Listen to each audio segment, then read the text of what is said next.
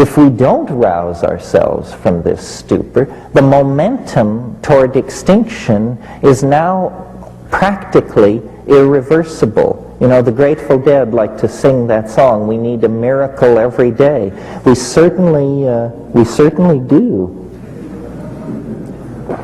Because and so then that brings me back to my original point, that the moment that outside the then of culture lies an unmapped terra incognito, as vast as the New World was to the Old in the 15th century, as vast as outer space appears to us now.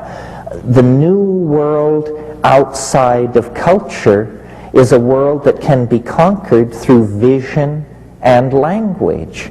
And, you know, many of you have sat through my recitations of what it's like to smoke DMT. Many of you, I'm sure, are familiar with the medieval woodcut of the guy sticking his head through the cogs and wheels of the cosmic machinery to observe a new world outside. The message here is, and it's more than a message. It's a message if you just come to events like this and then go back to studying cost accounting. It's an experience, if you will, but avail yourselves of these tools. The experience is of the discovery of a new world as real as any world that we know. It's not going to come from Time magazine or the Secretary General of the United Nations or anybody like that. It isn't that the world is tired and played out and that all frontiers have been explored. Every culture could support that viewpoint within certain classes and in certain situations. But in fact, it has never been true, and it isn't true now. We are monkeys, and monkeys love a hell of a good fight.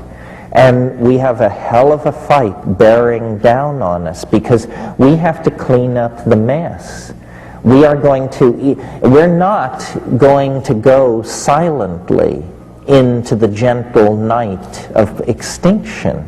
It's just not going to happen that way. Creativity is going to be unleashed. Struggle is going to be an unavoidable part of trying to steer this battleship away from the cataracts of history in which we are now caught.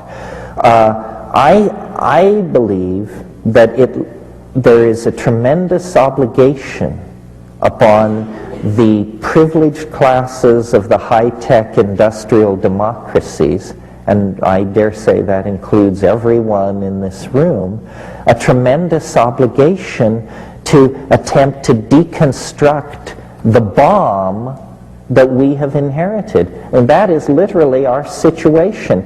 The gift from the past, from the 19th century, from the 1940s, from the psychology of Nixon and Johnson and that crowd, is a ticking bomb, except that it's a planet. And it's the greatest challenge to intelligence that intelligence has ever faced. And yet it's precisely the kind of challenge that intelligence should be able to meet.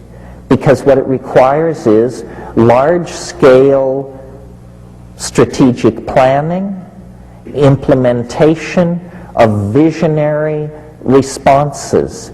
It is not incremental. It's sudden, complete, and dramatic. And I really believe that there will only be one chance.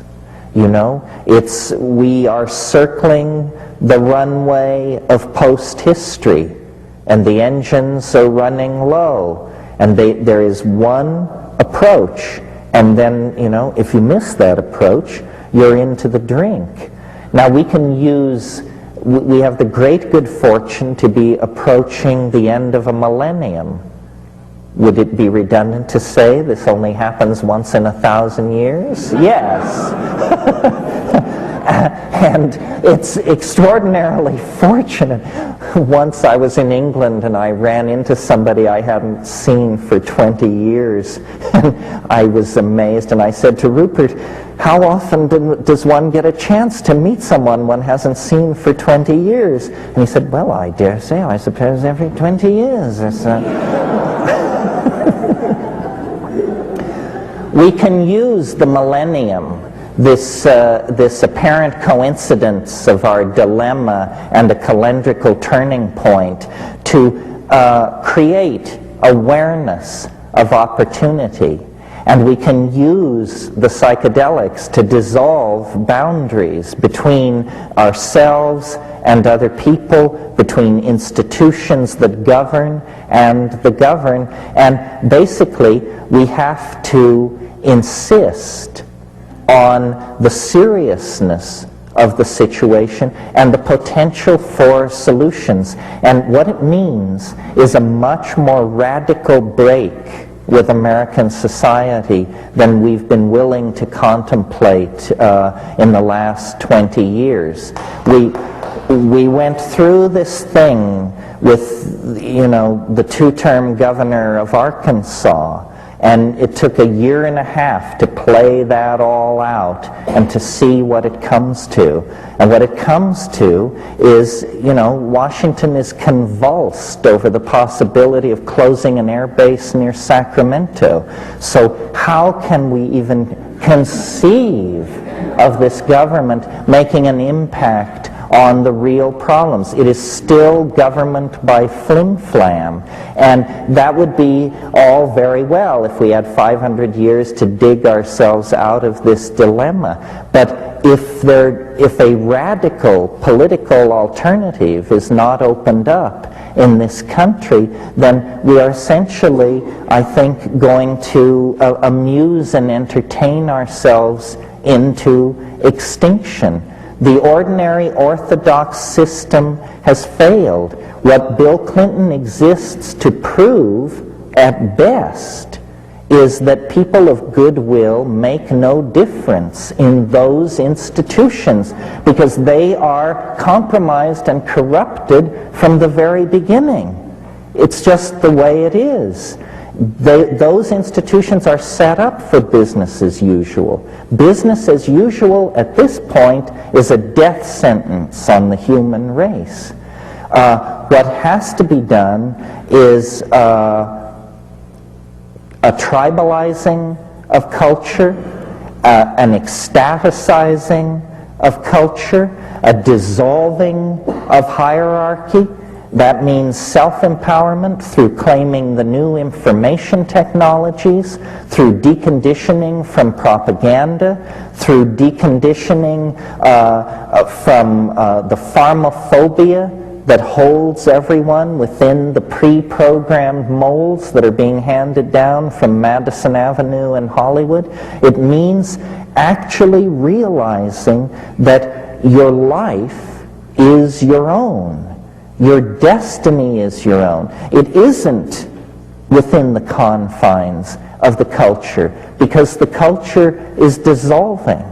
And to the degree that the word is put out, that phenomenon will accelerate. We are in an extraordinary transition.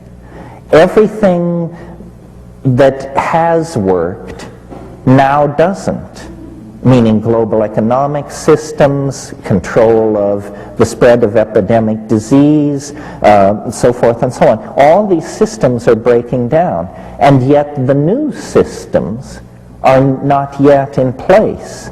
So this is a situation of extraordinary malleability and a situation in which people of great vision and great ego can make tremendous impact. So it's a very dangerous situation. We saw this in the 1930s in Germany and in Europe, where there were all kinds of potentials all kinds of possibilities. We forget how powerful a visionary Marxism was before the rise of fascism. Movements like Bauhaus and Dada and Surrealism all had agendas which disappeared then under the rise of fascism.